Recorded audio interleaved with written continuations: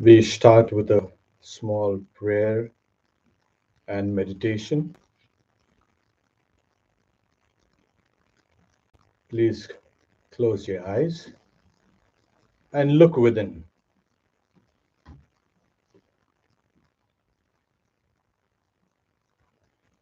I'll translate the Sanskrit verse.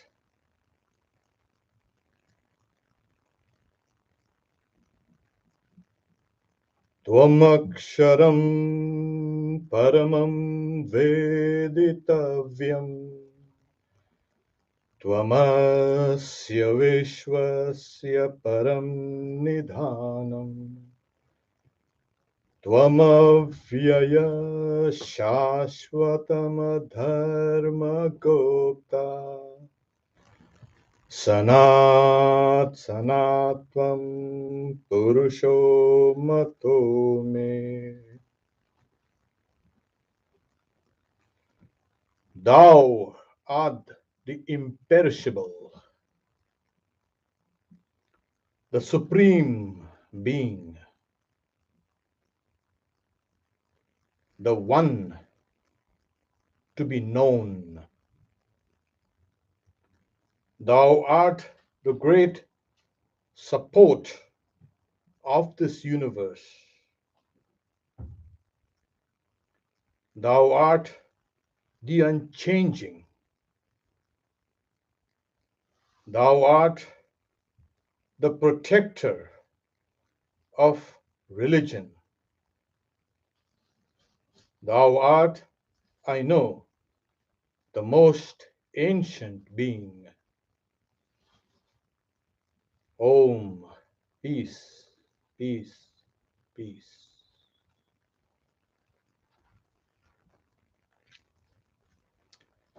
Today we speak about Swami Premananda and Avatar's associate. We'll be more looking at what brings these special souls to earth and how they operate. Swami Premananda's birthday was celebrated on the 1st of December. So I thought it will be good to speak about this great life that was presented to us so that we can emulate some of the characteristics of this soul. Swami Premananda was born as Baburam Ghosh in a small village, which isn't really small now, called Antpur, which is about 30 miles from Calcutta. His father was Taraprasanna Ghosh and his mother was Matangini Devi. The eldest daughter, Krishna Bhavini, was later married to Balram Bose, the great devotee of Sri Ramakrishna. And she was followed by three sons, Tulsi Ram, Babu Ram, and Shanti Ram, all Rams.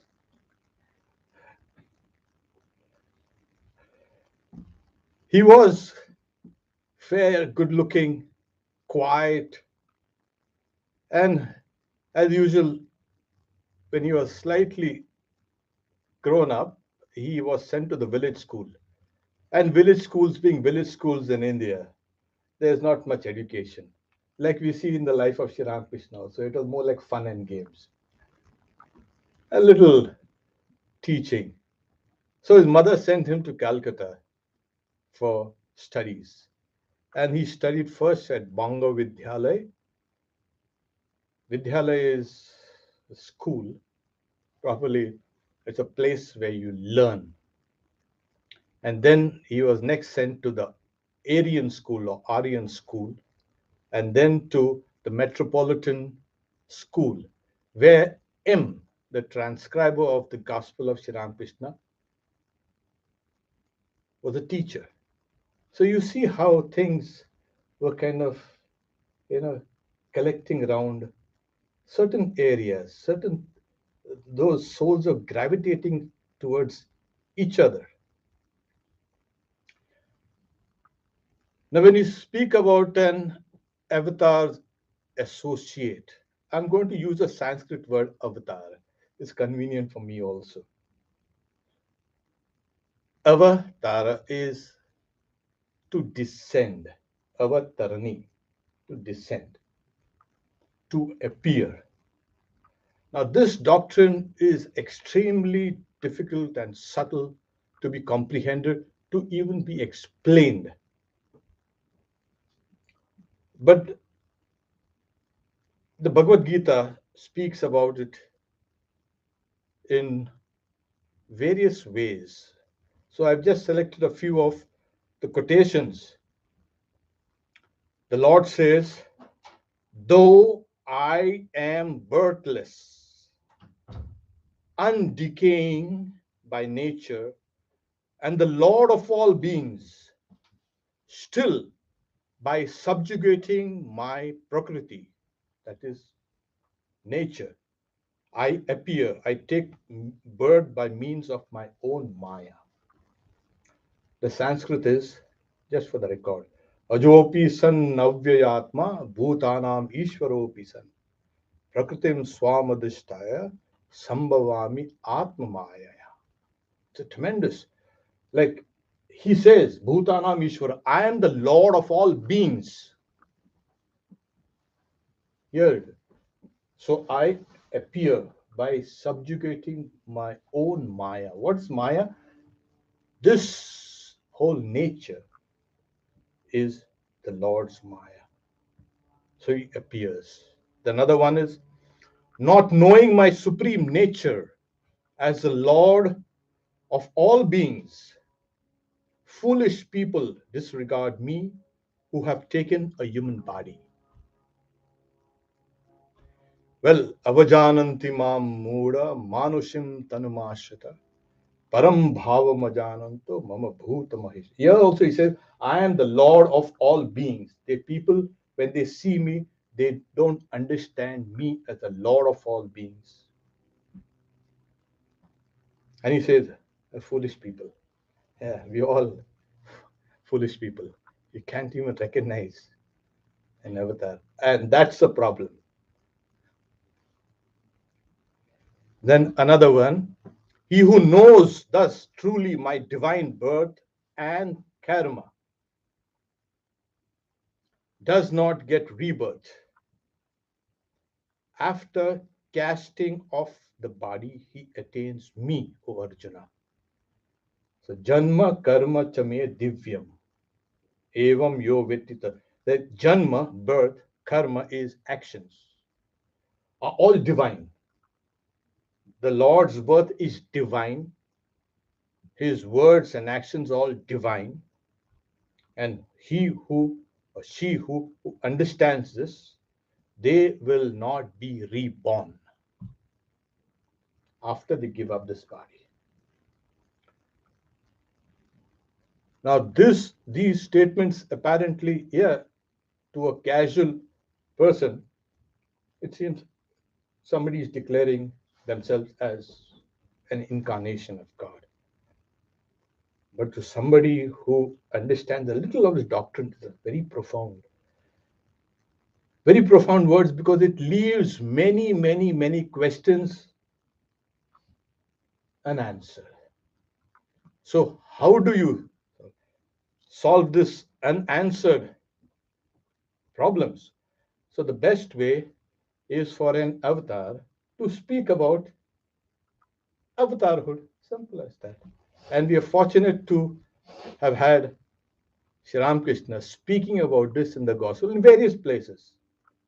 I've picked up one such quotation where he's explaining the doctrine, he is explaining what he is,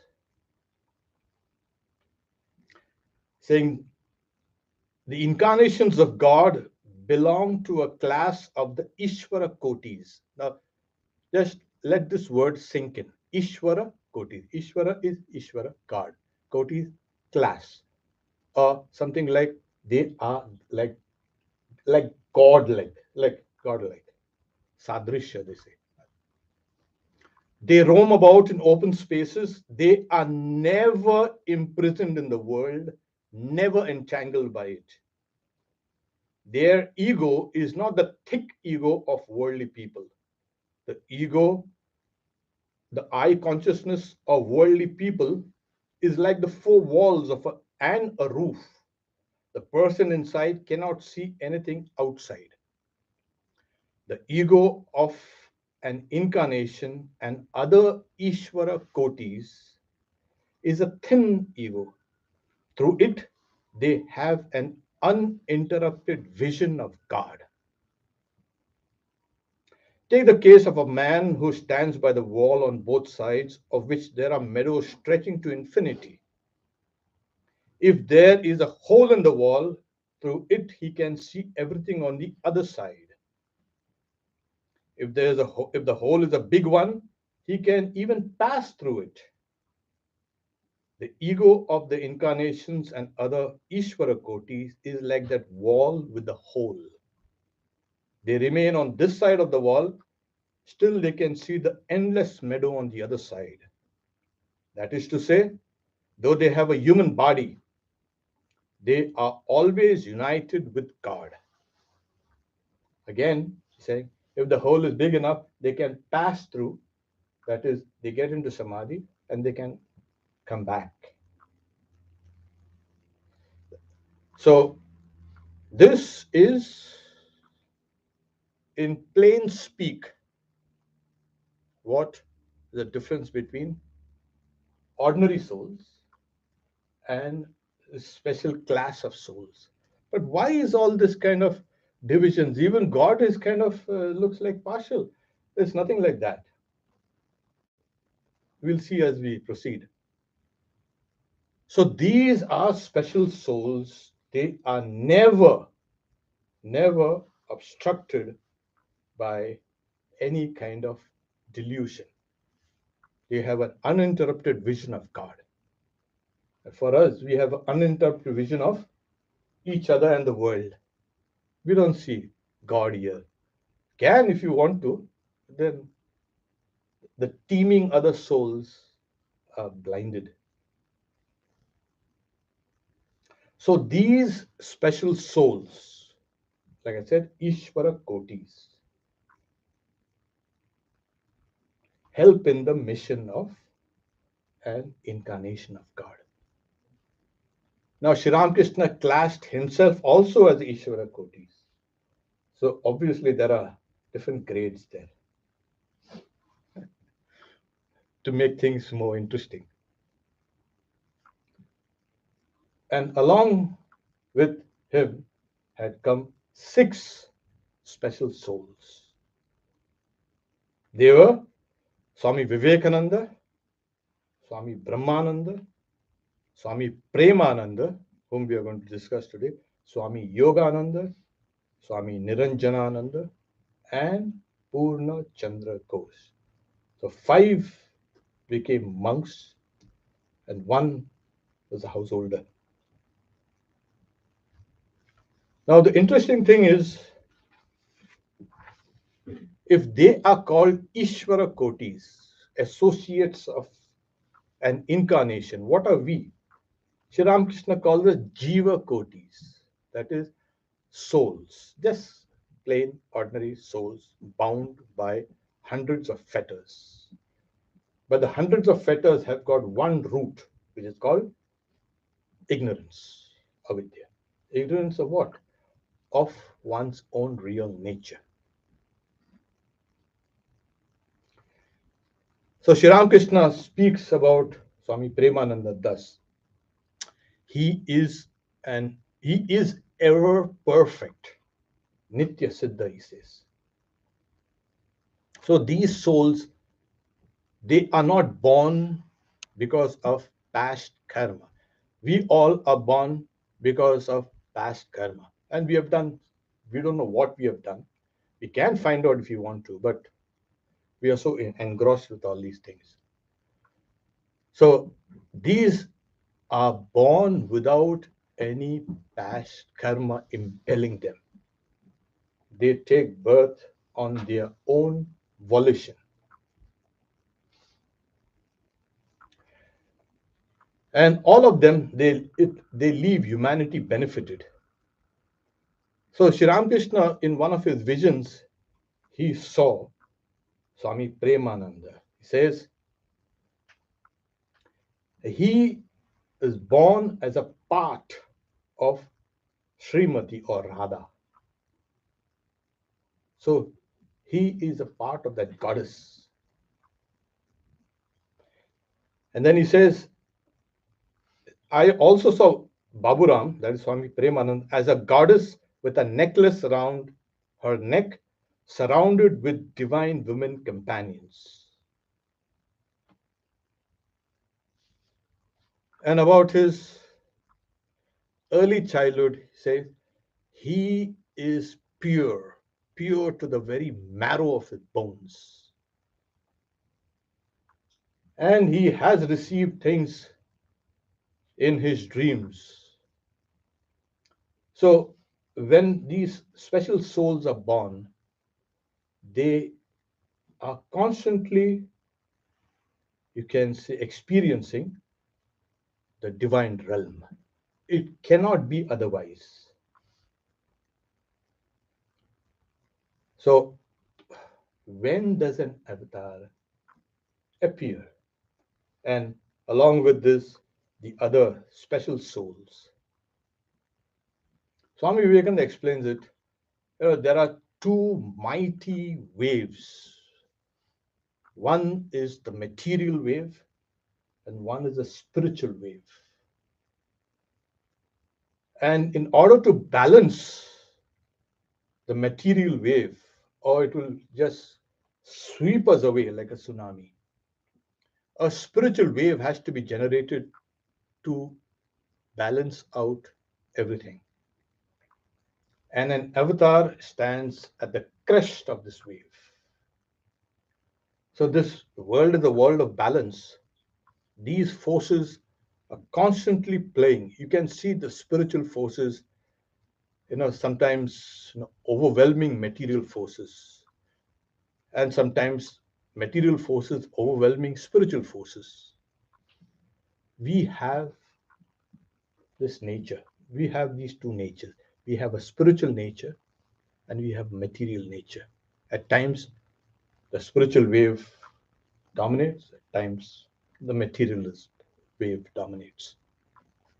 So that's a time when, and as the Bhagavad Gita, yada yada hi dharmasya, when a virtue declines, then I embody myself.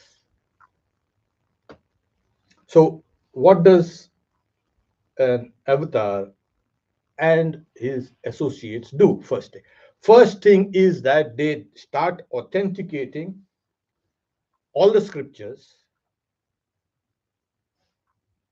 all the past avatars, and all the spiritual experiences. People say that person is an avatar, and somebody is claiming I am an avatar. Oh my God! Sometimes I wonder, how could a person even dare say that? So this is the first thing they do. All the faith that people have in the scriptures is now strengthened. When I was young, I used to read about these mythologies and I think, oh, just mythology. Okay. Nothing to be taken too seriously. Then when I started reading of Sri Ramakrishna, oh my God, he's seen all those characters that has been described in the mythology. Like Swami Premananda was a part of the goddess Radha. Here it is, authenticated. So all spiritual experiences of all the incarnations and all the yogis and all the sages and all the saints authenticated. The lives of past avatars are also authenticated that yes, they were there. Sri Ramakrishna saw Jesus Christ. So now, do you think you're going to have a doubt about Shira, or whether Jesus Christ ever existed? There's a huge debate, going on. No, nobody. He wasn't. He never existed. And all the scriptures. So this is the fundamental work. The second fundamental. First is the raising the spiritual wave. Second is authenticating.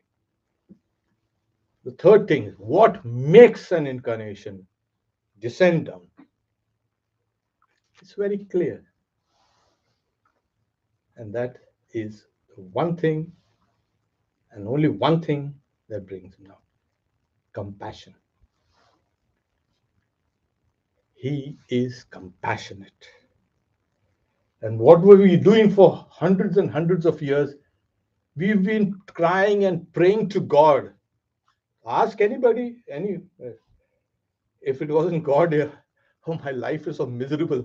Oh, my life is hollow. My life is lonely. My life is this.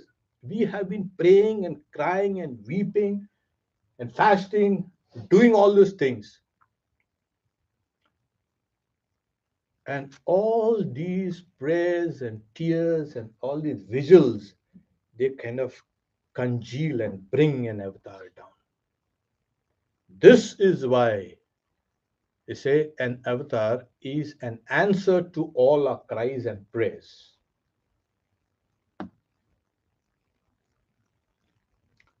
Yeah, that's a huge kind of that's a huge task. So we know God is compassionate. He comes out of compassion. We spoke about the special classes, Ishvara Kotis and Jiva Kotis. We used to read this in the scriptures, but it wasn't very clear that wherever we have these souls, us, there will always be this class of divine souls to help us. Always. We are never without them. So these special souls come either singly or together in a huge group. It's not like Sri Ramakrishna had other disciples. It's not kind of trying to belittle them because these are the higher class. There's no class here. Like Swami Shivananda Mahapurush Maharaj, he said, Sri Ramakrishna has made me an Ishvara Koti towards the end of his life. So these, we are always linked with them. And this is what it has to be, emphasized in our lives. That we are not just cast away, just adrift on this ocean of samsara. We are always being helped by these special souls. Their whole mission is to help souls. What is interesting is like we exist in two worlds. This world outside, and we have it's layered by an inner world, which is a kind of a private world of ours. So outside and inside. So we have kind of a dual nature. This sometimes is more predominant in people. Sometimes the external world is predominant in people. But the external world is perceived inside. So we have this internal world.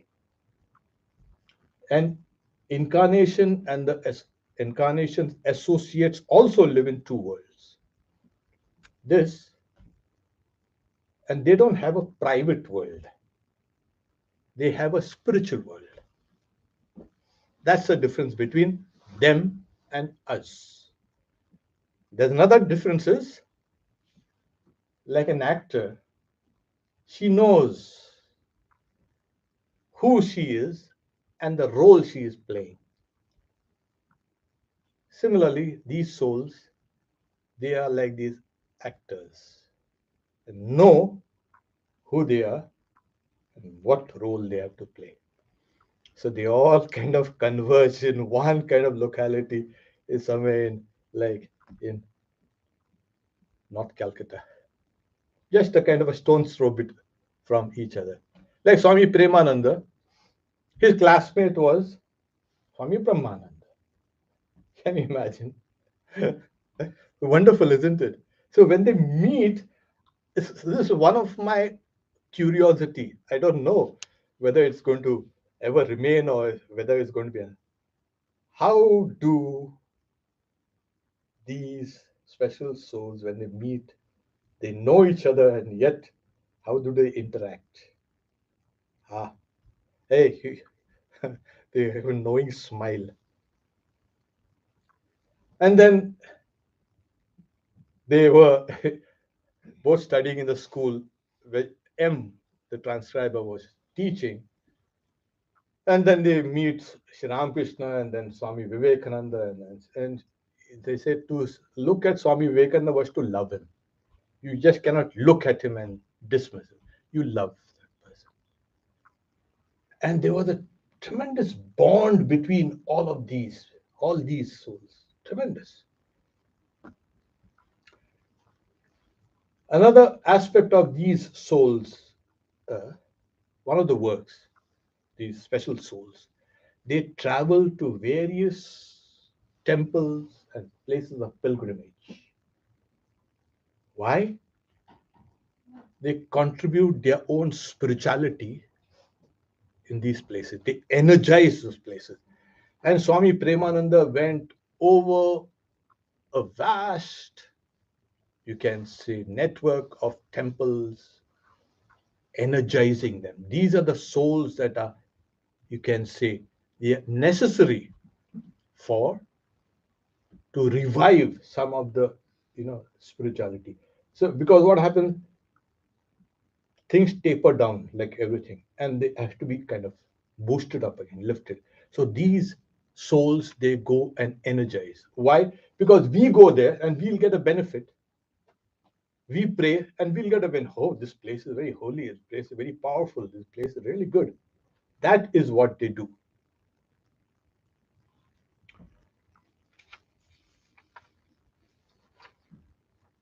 Okay, now when you talk about all these various souls, let's look at the first meeting. Swami Premananda was about 20 years old when he first met Sri Ramakrishna, but he looked much younger because of his boyishness. And Sri Ramakrishna says he has a feminine nature, so that made him look like kind of young. And even before, as I said, he had visions and dreams of things that he would see, or they foretold what he would be. And when he came to Dakshineshwar, he said, "Oh my God, this is what I had seen. This is what I wanted to do all my life." And here he gets it. And Sri Ramakrishna and Swami Brahmananda, they came together to Dakshineshwar to meet him because he heard Swami Premananda heard Swami Brahmananda used to visit Sri Ramakrishna. And Swami Brahmananda was his mind-born son, as they say, Manas Putra. So they both go. It was evening and it was dark, and there's a small lantern. Sri Ramakrishna had gone to the temple, and Swami Brahmananda said, "You wait here. I'll get the master." And he brought the master, leading him, and the master was in a kind of an spiritual state, made him kind of look intoxicated, and gently led him to his room, made him sit down. Then he looked at Swami Premananda, Baburao. He looked at him and he took his arm and waved it. Yeah, that was one of those. So he's saying, good, good. Because if the arm is too heavy, it speaks about worldliness. If the arm is light, it speaks about spiritual potential. He scrutinized his features. Very good. He scrutinized his hands and feet and everything. And he passed the test. Why? Why is it necessary? Because he knows and he also knows. Hey, we come together. But yogic vision always has to be corroborated with the other signs. And it is always synchronized, always. Otherwise, what happens? It might lead us to superstition. Oh, this is only the yogic perception, but the yogic perception is authenticated by validated. So one of the things is Sri Krishna, he was always in a spiritual mood, always.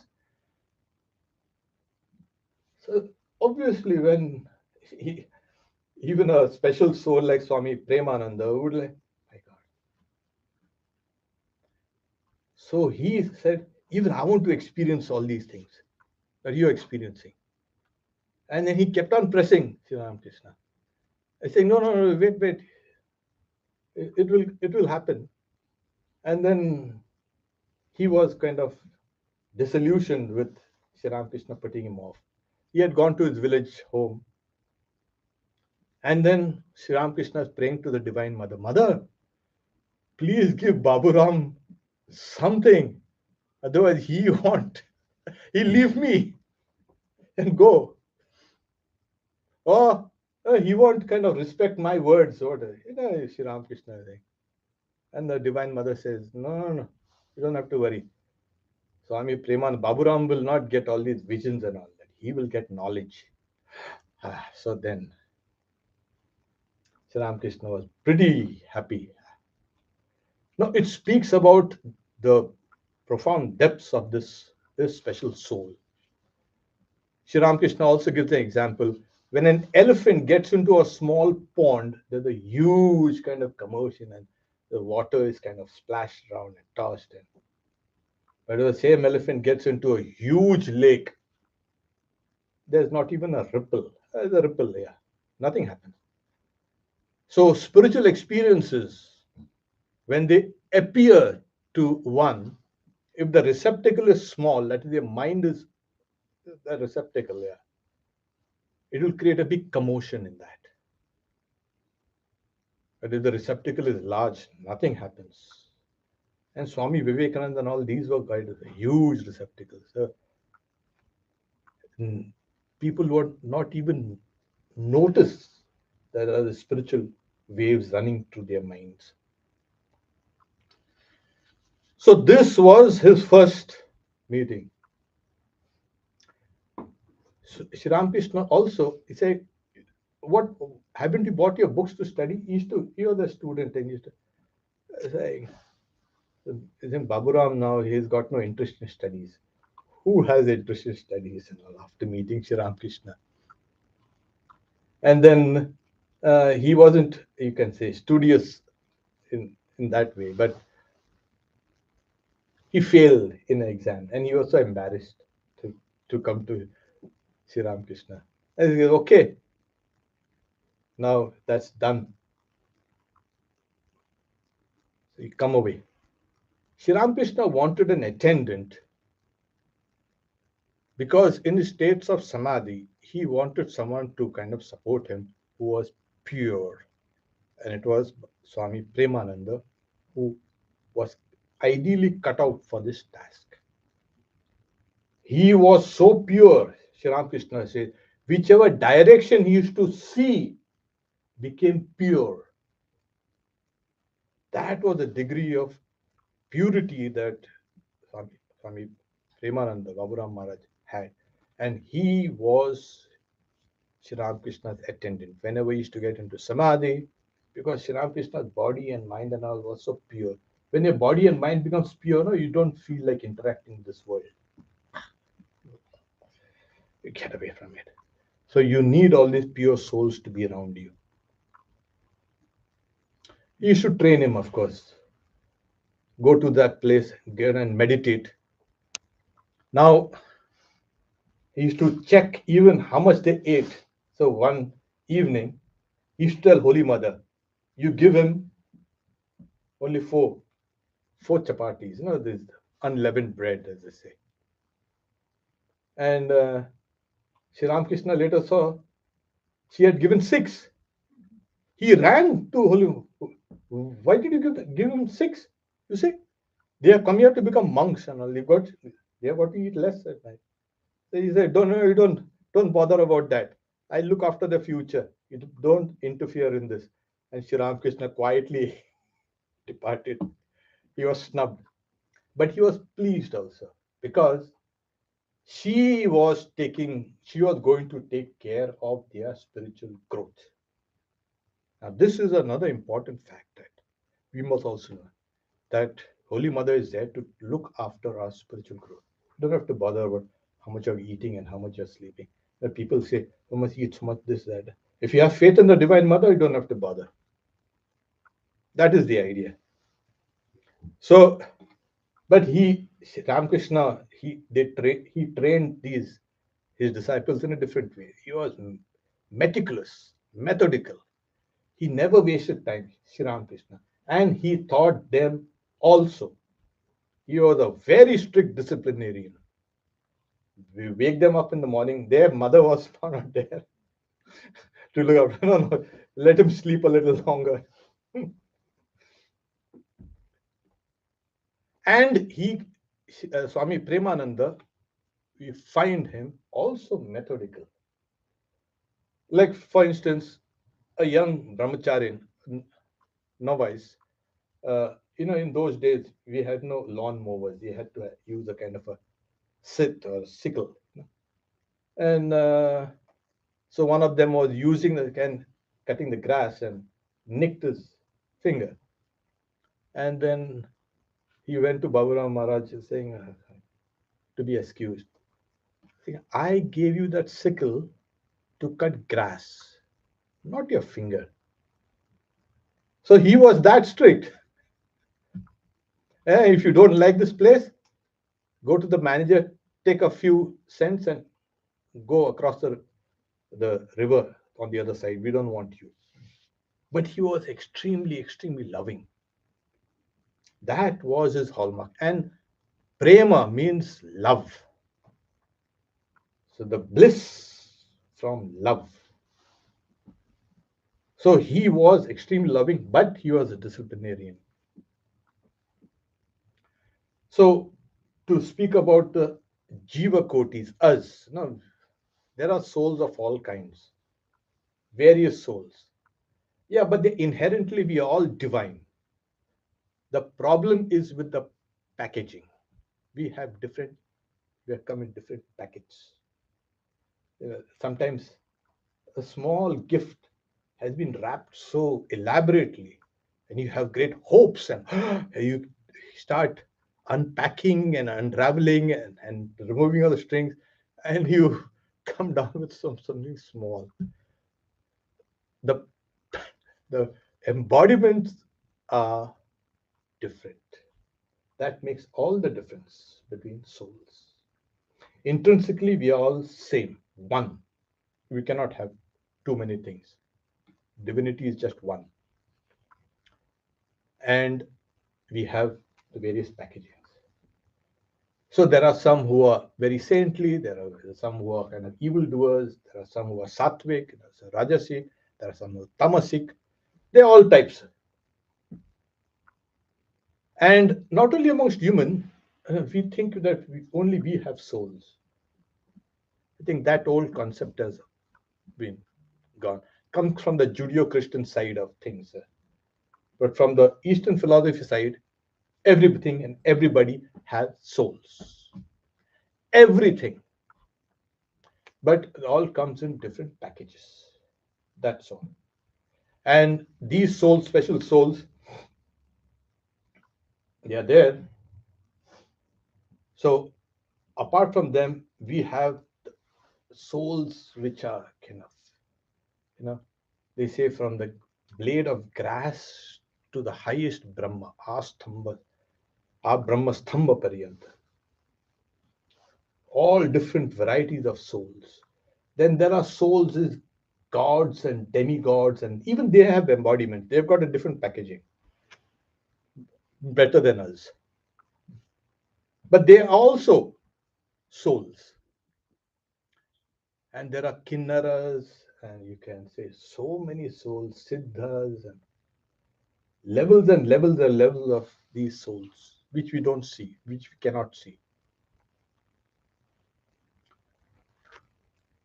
From all these souls, they are all embodied. These guys are the special souls. They are a class above all these things. They take an embodiment to help all these souls here. So this is the difference between them and us. Okay. So he made them practice spiritual discipline. He used to send meditate like this. That. Why? Why should they? Once you know them, once and they know themselves, why should they practice? If they don't practice spiritual disciplines, they'll fall ill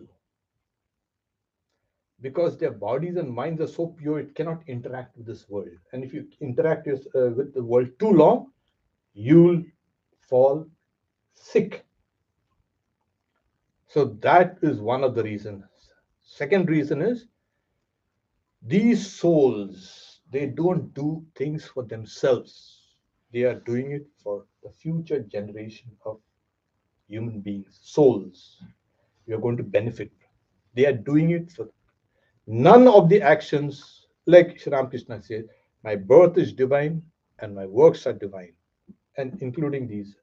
So they are doing spiritual disciplines for all of us because that's what they have come here for. Holy Mother says, do you think Sri Ramakrishna has come to eat that rasgulla and dance a little? Oh, no. So, yeah. Now, people now, they think that eating rasgulla is good. Why? Because Sri Ramakrishna also ate. And they want to dance with Sri Ramakrishna. He never came for that. So they build up their spiritual strength and distribute it. Now, there are various aspects of this his preaching, his traveling. This is just to kind of encourage you to open a book and read his life. It is inspiring. He, because of his great love, he became like the mother of the monastery at Belur Math. He used to do the puja, he used to look after, cook, clean, everything, feed the devotees, feed the monks, and to just to wind it up, Holy Mother says when he passed away, he got that what as you call that Spanish flu. So first he had Kala Azar, black fever, then he had Spanish flu, and then here. So Holy Mother, she was in Calcutta during that time. She wept. She's saying, Baburam was dearest to my heart. All the energy, devotion, and wisdom of Belur Math were embodied in my Baburam and walked there on the bank of the Ganges.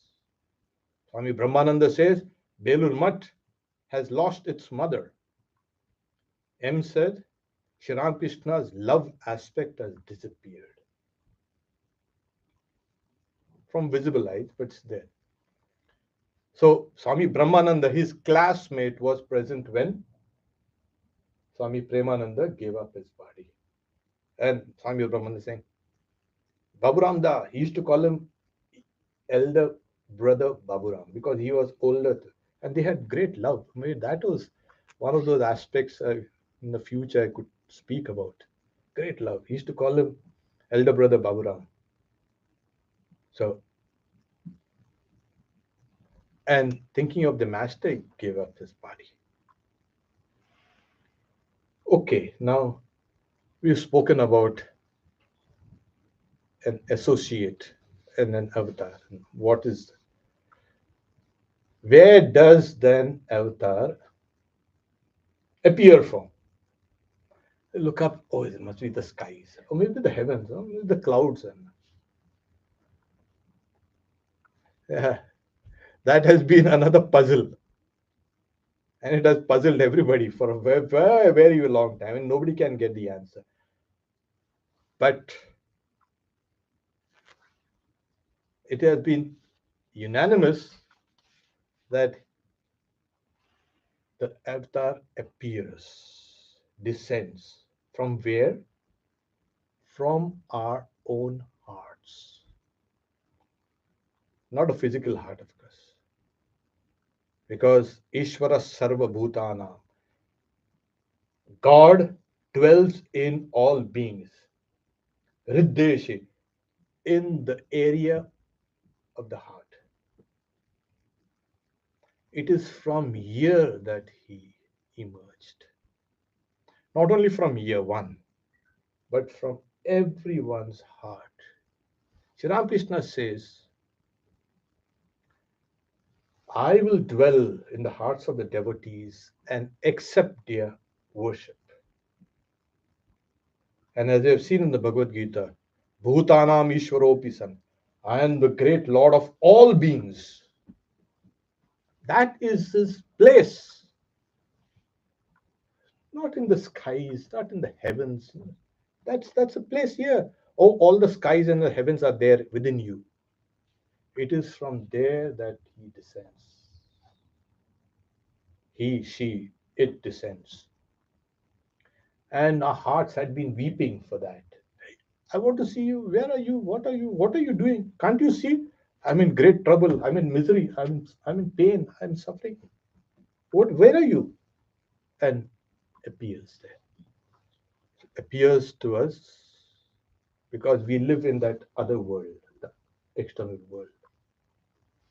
Once we understand that inner world is that spiritual dimension of the Lord, then comes liberation. So all these souls, Ishvara Kotis, come to liberate souls.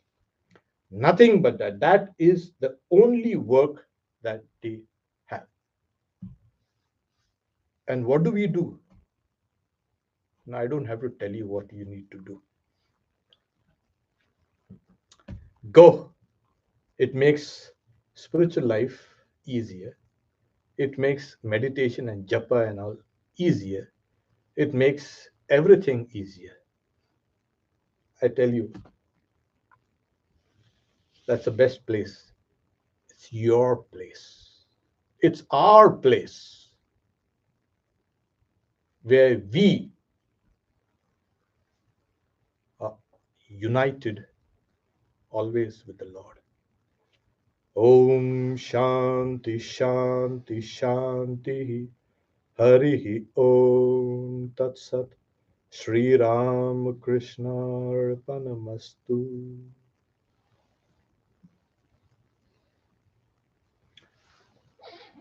Yeah, type in your questions, please, if you have.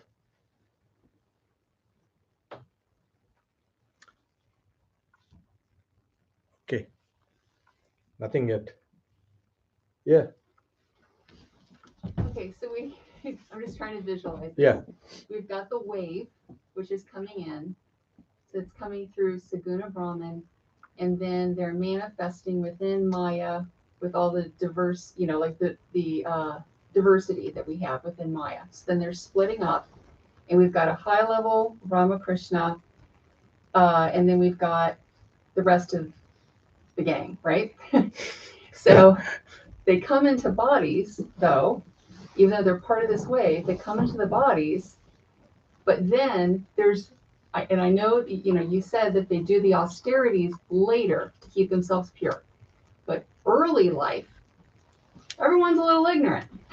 They're trying to figure it out. yeah.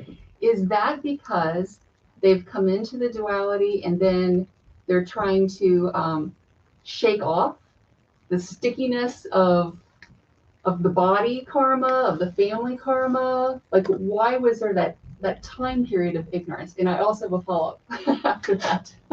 Okay, the question was, uh, yeah, these special souls, they kind of come without past karma, but when they come, like the Brahman, it now manifests as Saguna Brahman, that is Nirguna Brahman, the absolute, is now manifesting as a relative.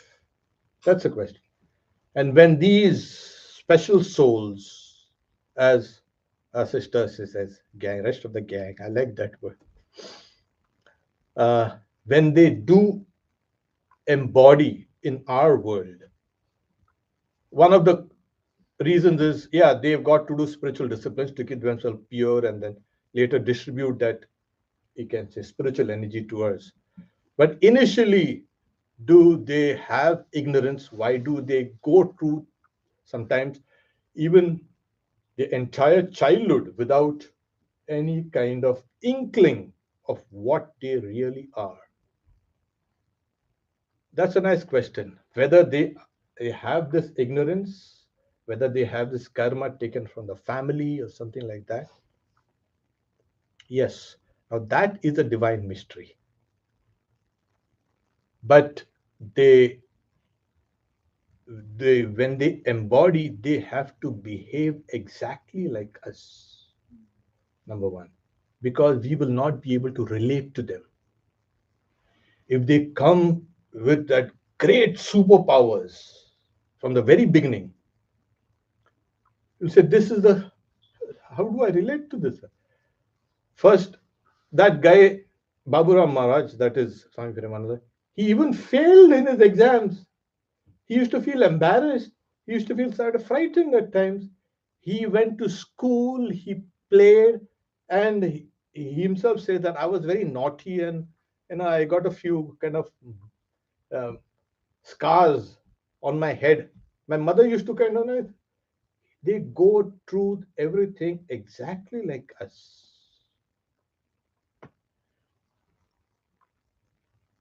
There is a thin veil of ignorance, which they either they themselves yank it out, or it's yanked out by their companions, the special companions, or by the incarnation itself. As Shri Ramakrishna says, their ego is not the thick ego of worldly people. So the ego of an incarnation and other Ishvara kotis is like a thin ego through which they have an uninterrupted vision of God. Now, does it happen from the very beginning? In some cases, yes. But because of the divine play, it's kind of hidden. They go through it and they're being drawn together. They meet each other and they're being drawn towards Sri Ramakrishna. But yes, there is something called a thin veil that covers them.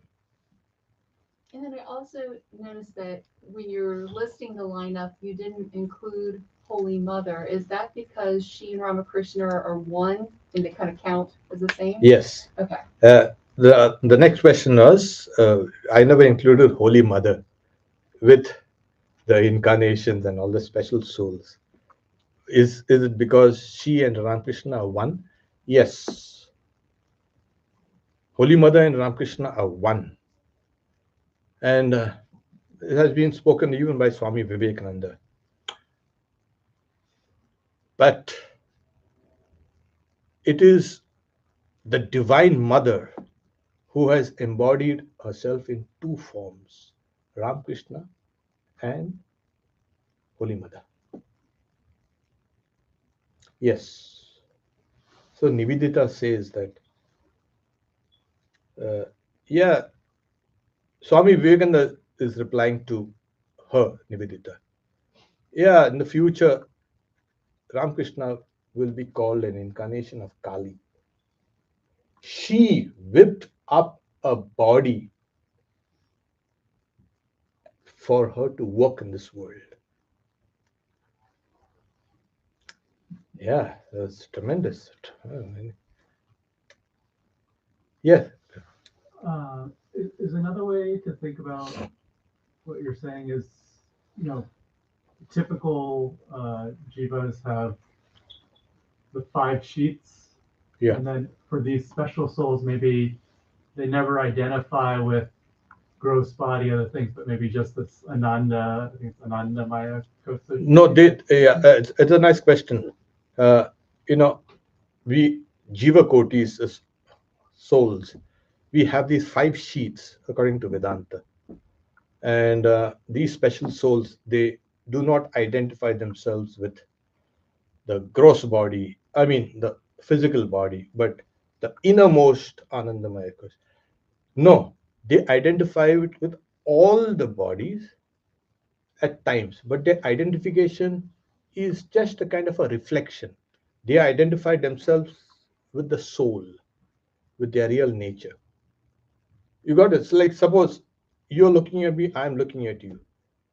Uh, if I ask you what is behind you, you just, yeah, like a glass stained window.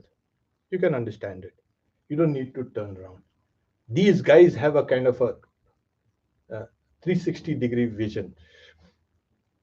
They see this, they see this, they see this, they see this, this everything. It's very comprehensive. So that's what. Otherwise, you know what?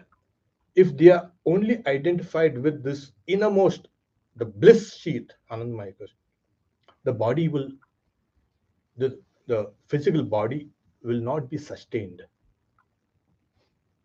Yes, even your life force will not be sustained. So Sri Krishna used to, in fact, he was advised by one Pandit, Shashada Tarka Chudamani, was a great Pandit.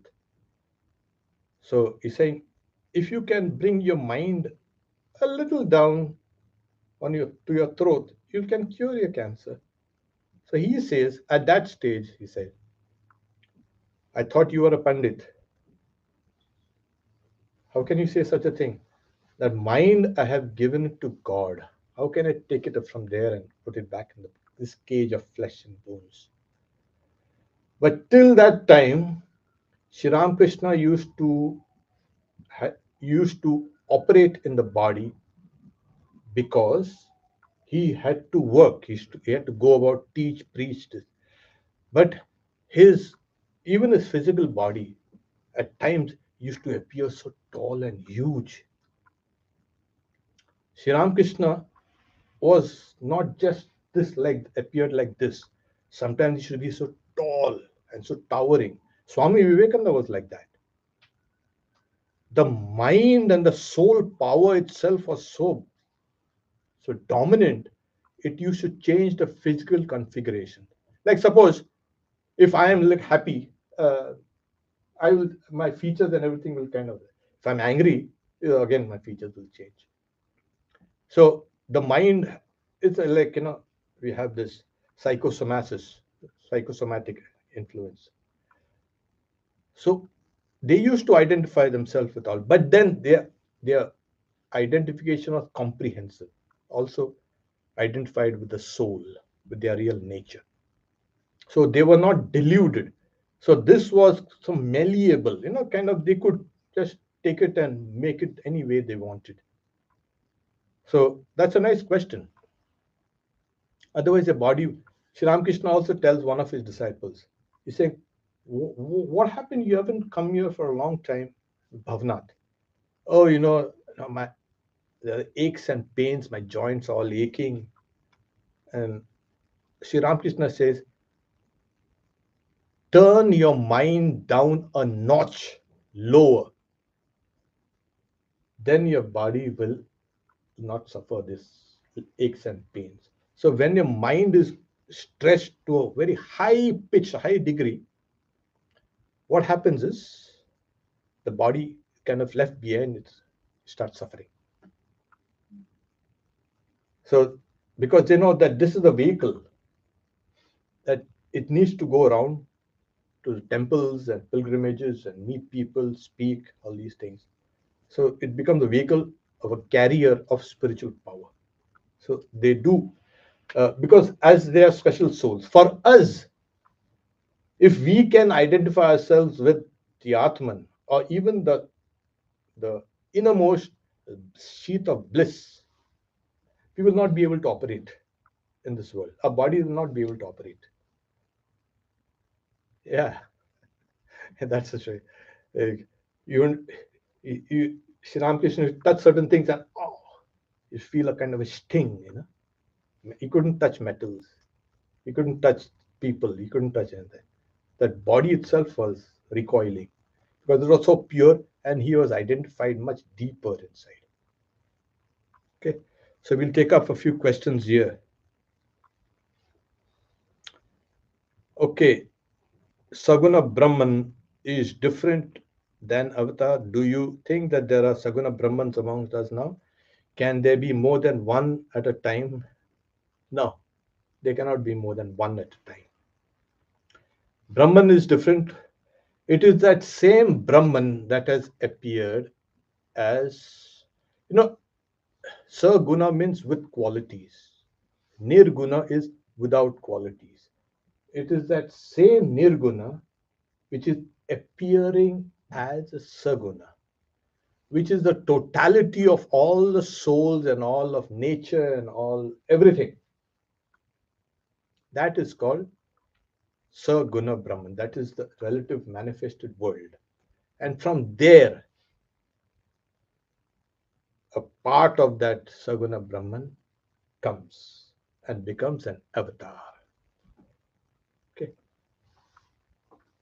So, can there be a Saguna Brahman amongst us now? Ha. The Saguna Brahman, the avatar who appeared as Sri Ramakrishna and his associates, their impact will last for thousands and thousands and thousands of years. Take, for instance, Buddha. He came 500 years before Christ. His impact is still felt. Christ came about 2000 years. His impact is still felt. So, Rama, he had come even earlier. His impact is still. So, this spiritual, you can say, power will roll down the ages and ages and ages. It's going to be there for a very, very, very long time. It depends on the needs of the age. I think we can do with one for the time being. Our external different behavior patterns manifest the universal insight inside. In terms of education, for example, is it possible to teach one compassion and love? It's not possible to teach anyone compassion and love. This is I take the easy part of the question, because compassion and love are part of your soul. You don't teach anybody to love. It's spontaneous. Otherwise, it will be an education that has been kind of grafted upon you. Love is your real nature. Compassion is your real nature. So you cannot teach anybody. What you can do is help that person to love more. You manifest more. So remove all the obstacles to love and compassion and keep on. You can manifest it. Then our external different behavior patterns manifest the universal insight. Uh, I couldn't get your question. It's like at times an external behavior will give us an insight into what your thoughts are or what your feelings are. That's true. That much I could understand. In terms of education, you cannot, like I said, you cannot teach anyone compassion. It's part of your nature. You cannot simulate love. You try simulating love or compassion, you'll be detected immediately. Immediately. Not only the family will detect it. People can detect simulation. You try it out. One thing we can understand is this person is telling is right or wrong, true or false, genuine or not, can see it. So these people who, yeah, there are these behavioral scientists, psychologists, they say, yeah, if you make yourself, yeah, hey, and you jump and you feel happy. You're not feeling happy, but at that spontaneous moment, you can feel a little joy. Give some uh, shouting, loud noise, and all, then you'll be happy. But it's just a kind of very transient. Make it genuine. Okay. The question is actually sorry for the typo. The question is, do behavior external manifestations reflect the internal insights?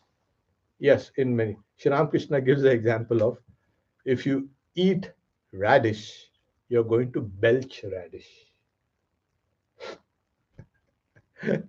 So day and night, if you're thinking of God, you're going to speak about God only. Day and night, if you talk about garbage, think about garbage, you're going to talk garbage only. So yeah, it is like what is inside comes outside. So that's it.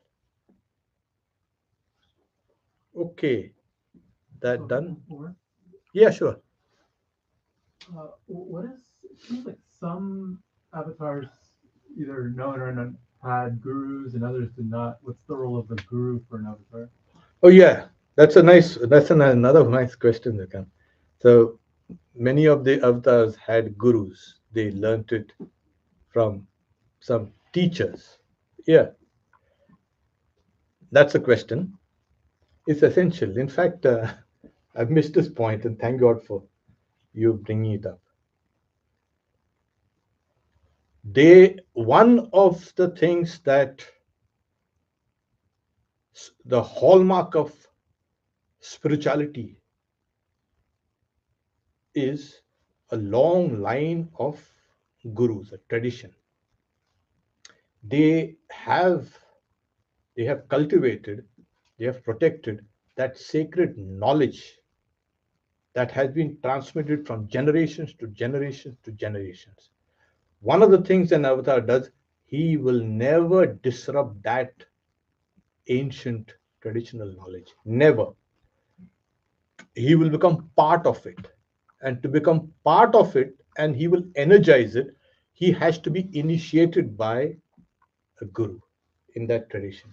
In the case of Sri Ramakrishna, he was initiated by multiple gurus. So in him were all these various traditional paths.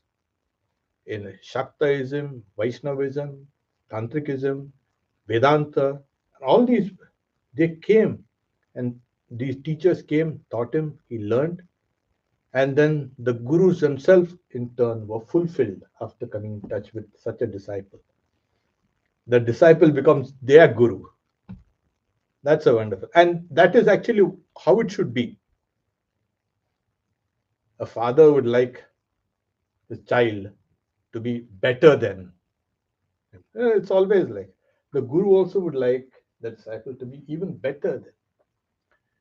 So when do these traditions begin? From the very beginning. In fact, we don't do it here, but in India, we have to remember from the traditional gurus. Om Namo Brahmadibhyo Brahma Vidya Sampradaya Kartibhyo Vangsha Rishibhyo Namo Mahadbhyo Namo Gurubhyo Sarvoplavarite Prajnana Gana Pratyagarto Brahmayava. So we say it has started from Brahma, the creator. Brahma Adibhyo. What has started? Brahma Vidya, the knowledge of Brahman. And then you're saying from the family of the rishis, Vangsha Rishibhyo. Salutations to the great ones, salutation of the gurus. So there are other verses where you name them individually. Vyasam, Shukam, Gaudapadam, Mahantam, Govinda, Yoginda. So all this, Shankaracharya and all this. So this is how spiritual knowledge has come. Because it's divine, it has a divine source, it has come for. The avatar will never disrupt, never. And you say, I'm a maverick, I don't bother about that. That's a false prophet. You know, they say, beware of false prophets. Yeah. So that was a nice question, and I kind of completed some of it. Okay. I have one question. Yeah. It's kind of related to some of the questions that have been asked. So, at the end stages of their lives, there was suffering for the avatars, right? The cancer, Yeah. as well as the Spanish flu. So, can you shed some light on, what the role of that final suffering is for these, The body suffers. the body suffers. You know, one time Swami Turiyananda goes to see Sri Ramakrishna, And Sri Ramakrishna is saying, it's a painful, I cannot eat. He's trying to kind of. Swami Turiyananda says, but I see you immersed in bliss. And Sri Ramakrishna, what you say? The rascal has caught me, has found me out. So there are two things that if you look deeper inside, once the elder Gopal, Swami Advaitananda, had a job of cleaning the sore inside. So Sri Ramakrishna, he did kind of hurt. He wasn't very careful. And Swami Advaitananda, no, I'm not going to touch this. I'm hurting. No, now you do it. He takes his mind off. Now you can. And then he cleaned it up without it. In all the other direct disciples also, he's saying they should take their mind off. Now, why does the body suffer? The body needs a cause to go away. And also, another point, which of course is inevitable. These souls, they take on the sins of others. That's a hallmark of an avatar and his associate. They take on the sins of others. How do they purify you? How do they purify the places of worship and this and that? And they take away all this in their own bodies. That's why you see their bodies suffer. But their internal consciousness is never lost. Yeah. So it's like something like that. Since they are playing their roles as human beings, these things will be there. And also tells us you don't whine and cry and yell and weep. Even Holy Mother had this, and you also have this. You don't have to bother.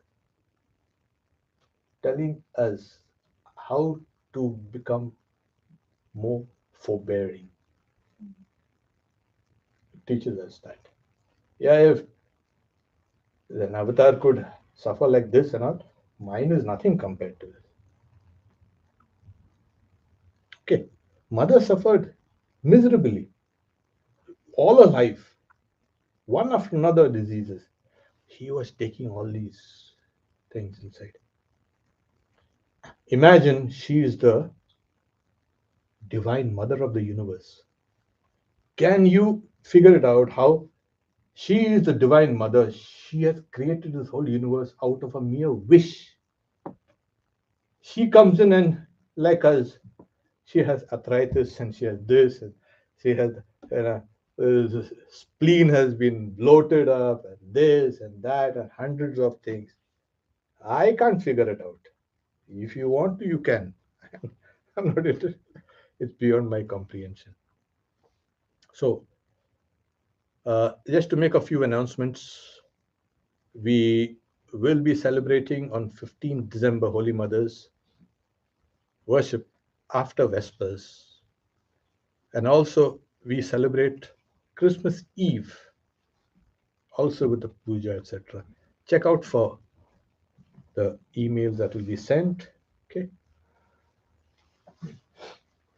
Om Shanti Shanti Shanti Hari Om Tat Sat Shri Ram Krishna Arpanamastu. So thank you all very much